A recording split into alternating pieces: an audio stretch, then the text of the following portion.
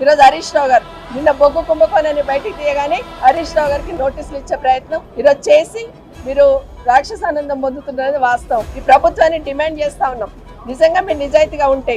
ఎందుకంటే మీరు చేసిన అవినీతిని మీరే ఒకరొకరు ఈరోజు బయట పెట్టుకున్నారు. మరి ఆ బయటపడ్డ అవినీతిని కప్పిపుచ్చుకోవడానికి ఈరోజు హరీష్ రావు గారికి ఈరోజు నోటీస్ ఇచ్చిందనేది ప్రజలకు స్పష్టంగా అర్థమవుతా ఉంది. నిజంగానే మీకు నిజాయితీ ఉంటే ఈ ప్రభుత్వానికి ఒకటే డిమాండ్ చేస్తా ఉన్నాం, మీరు సుప్రీంకోర్టు సిట్టింగ్ జడ్జి ద్వారా ఎంక్వైరీ చేయించండి. ఈ బొగ్గు కుంభకోణంలో అవినీతి జరిగిందా లేదా, ఏ విధంగా అవినీతి జరిగింది అనేది బయటకు రావాలి. తెలంగాణ ప్రజలకు స్పష్టం కావాల్సిన అవసరం ఉంది. మీరు సుప్రీంకోర్టు జడ్జి ద్వారా సిట్టింగ్ జడ్జి ద్వారా ఎంక్వైరీ చేయించాలని ఈ ప్రభుత్వాన్ని డిమాండ్ చేస్తా ఉన్నాం.